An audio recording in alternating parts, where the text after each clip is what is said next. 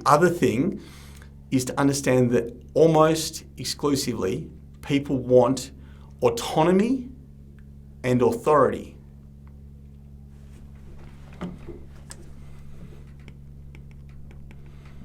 Autonomy and authority. Right? What do I mean with them? Autonomy is don't fucking micromanage me, basically. I'm just going to tie my shoelace off for a trip over and make an absolute fool of myself. Don't fucking micromanage me. I want to know what I have to do. I want you to lead me. I want you to define success for me. But then I want to have the autonomy to get on and do my job. I don't want you looking over my shoulder telling me what to do all the time. I want to feel like I can handle it. Yeah, there is I literally just drew this the other day. There's a great graph where on this axis is challenge. And this axis is capability. Now, over time, someone's capability will improve, will increase. You take a first-year apprentice, their capability may be here. By the time they're qualified, their capability's up here. Right? What we have is an ideal line here where the challenge they are provided at work exactly meets their capability to do that work. Either side of it, we have this zone which is called flow. When someone's in that zone, they're in flow. You're providing them enough challenge that you are testing and stretching their capability. Great. They're enjoying their life. They're enjoying work. They're in flow. If you push them too hard, they come up in here into abuse or overuse. These, by the way, lead to burnout. Down here, you have the opposite.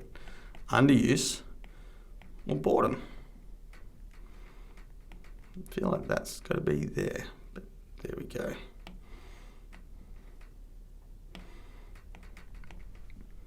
Right. Here they'll start mucking up, playing practical jokes. They will become fucking miserable, basically. This is you're significantly underutilizing someone's skills and capabilities.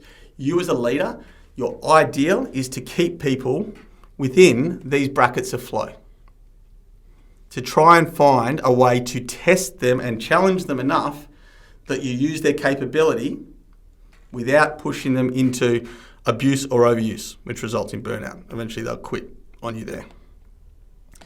You can, and it's never static. Life doesn't work in fucking straight lines. Doesn't happen. So you'll find that people do this. Right? You give them a new task, they're overwhelmed. You get a promotion, that right there, it's a promotion. Guaranteed a promotion will do that. You promote someone from being a carpenter to being a leading hand, bang, fuck. The capability is almost certainly not actually quite ready for it because they might be a good carpenter, but are they ready to deal with clients, to do all the admin you need, to read plans, to order materials? They might have been doing some of it, but suddenly it's all on them, right? It is a stretch. A promotion is always a fuck. You're pushing them into overuse. They're going into abuse for a while. After a period of time, their capability will increase and they will be able to handle that role. If you just don't provide any more challenge, then literally this happens even though their job hasn't changed because now they can do it. They find better, more efficient ways to do it and they start to get bored because they're doing the same thing day after day. So it's your job to provide the challenge. Now, what we actually don't want to do, if we can avoid it, is have them go outside the lines of flow. As a leader, if you can keep people oscillating within their bounds of flow, you will get the absolute best out of your team. How can you make sure that as their capability increases, you are aware of that and you increase the challenge of their work so they don't get bored? And make sure that you don't overload them and overwhelm them because they will end up stressed and burning out. And they'll get the shits and quit on you. Or they'll have a nervous breakdown. Now, there will be times when everyone goes into up here. If you're in a management or leadership role, well, you guys will go into there more often than most. There'll be times when people go down here. It's usually not as often, and we hardly, as business owners, hardly ever end up in that section down there.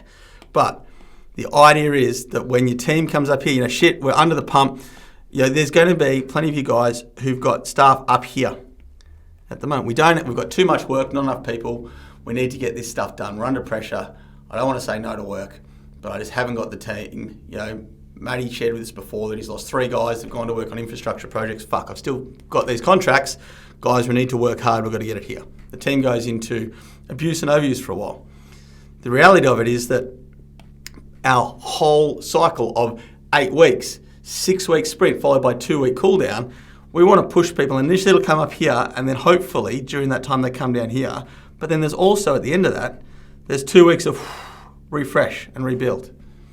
That's what that 6 weeks followed by a 2-week cool down gives people. The ability to decompress.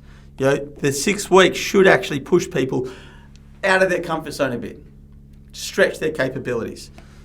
So people want to be challenged.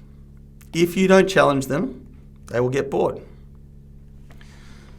So they are looking for you to challenge them and then get the fuck out of their way and not sit there and go, ooh, because if you are telling them what to do but then checking on them and looking over their shoulder every minute, you're not actually challenging them.